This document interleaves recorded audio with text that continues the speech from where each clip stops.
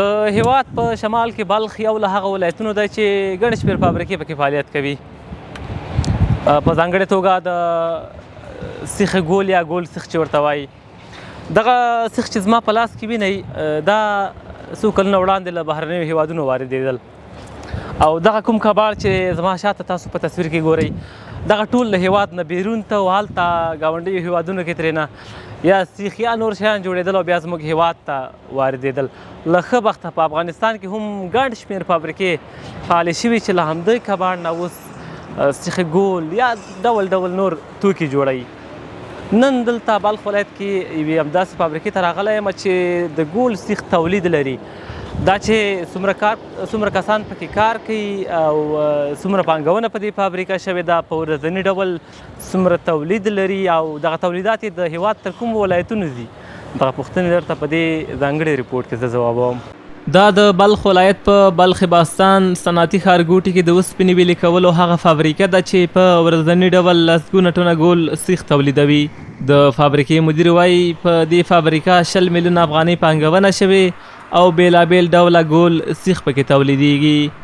تر 20 میلیونه افغانیو پورې په دې سرمایه ګزاري شوې ده او د لغمان سټیل میل په نوم باندې یادېږي چې په مزار کې موقعیت لري. موږ دلته 2 سایزه تر 3 سایزونو پورې تولید لرو چې یو 8 میلي سټانډرډ ده، یو 8 میلي لوکل ده او یو 6 میلي ده چې په افغانستان کې د 6 میلي تولید څوک نشي کولای. نو موږ ته دغه ویاړ رئیسانو را بخله چې دلته مثال موږ 6 میلي تولید وکړو په اسانۍ سره. د لغمان سټیل په نوم د اوسپنې ویلې کولو په دې کارخونه کې لسګونه تنه په کار بوخت دي.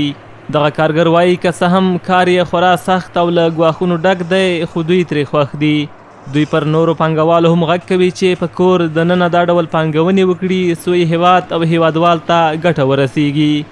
زه ډېر شکر کوم چې خوشحاله یم دلته افغانستان کې خپل وطن کې کار کوم او دا خپل وطن چې دی چې هر رقم یې سخت دی که اسانه مې خپل وطن کې شکر کوو چې کار کوم، د پردي وطن مزدورۍ نه به خلاص شي.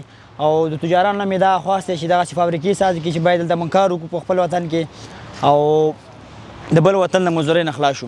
د حکومت نه مو دا غوښتنه چې دلته د کار زمینه نور هم برابره کړي د افغانستان د خلکو دپاره، ځکه چې مهاجرین دومره را روان دي ستاسو او دغسې کارونه نور هم باید ایران کې د شتمنو نه مو دا غوښتنه چې راشي په خپل وطن کې سرمایه ګزاري وکړي، ځکه چې خپل وطن ګل وطن. تاسو کار ډېر سخت نه ده؟ نه کار هم سخت نه ده، موږ ورته عادت شوي والا وطن د تولید دی نو بس موږ خپله خوشحاله چې افغانستان کې کار کوو او د نورو مملکتونو نه خوشحاله دغ شوي بند شوي. ته خپله څومره خوشحاله یې چې له کونړه راغلی دلته مزار شریف کې کار کوې، په وطن کې د کار زمینه برابره ده؟ ډېر زیات خوشحاله یم. ما ته د فخر او د ویاړ خبره ده چې زه خپله راغلی یم دلته کار کوم او افغانستان ته زموږ افغانستان ورځ په ورځ باندې په ترقۍ سره مخ دی.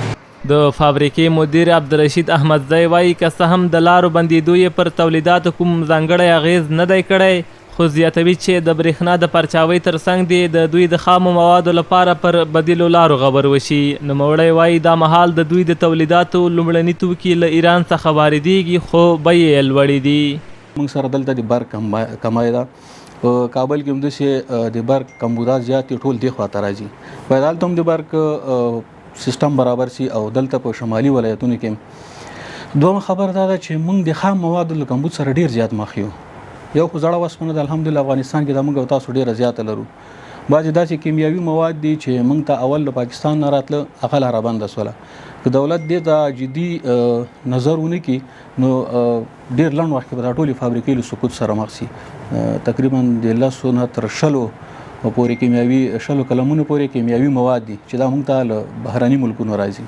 ورته مهال د بلخ ولایت د صنعت او سوداګرۍ رئیس قاري امیر محمد متقي د صنعتکارانو د لومړنیو توکو د واردېدو ستونزې مني، خو وایي په دې تړاو یې له یو شمېر هیوادونو سره خبرې کړي دي او تمه ده د صنعتکارانو د خامو توکو ستونزې ورسره حل شي. صنعت او تجارت وزارت محترم خپل وزیر صاحب تاسو وینئ چې د دوی خپل د وزارت نه ډیر وخت په دې سفرو کې تیر کړی د همسایه ملکونو سره. هغه د همدغه دپاره دی چې دوی کوشش وکړي چې یو بدیلې لارې او په هغه بدیلو لارو باندې چې کوم سهولتونه مخکې وو هماغسې لا ورزیاتې کړي، سهولتونه زیات کړي تر څو زموږ تاسې تجاران یا صنعتکاران خپل خام مواد خصوصا خام مواد چې فابریکو ته راوړي د هغه دپاره اسانتیاوې برابرې کړي. په دې کې د ایران سره قزاقستان سره، چین سره، روسیې سره دا اوس هم فعلا زموږ وزیر صاحب د روسیې په سفر دی. هم یې هدف یو دغه دی چې څنګه وکولی سي چې خپل صنعتکارانو یا تجارانو ته خصوصا دغه تجارتي یا صادراتو وارداتو لپاره په لاره کې دوی ته سهولتونه برابر کړي. افغانستان کې د اوسپنې ویلې کولو او فولادو شاوخوا 15 تولیدي کارخونې فعالیت لري. د هیواد د صنعت او سوداګرۍ وزارت د معلوماتو له مخې افغانستان د اوسپنې او ساختماني فولادو د تولید په برخه کې تر ډیره ځان بسیاینې ته رسېدلی او ان ځینو هیوادونو ته یې صادرات هم پیل کړي دي. زیارل کوزای، امید رادیو، بلخ.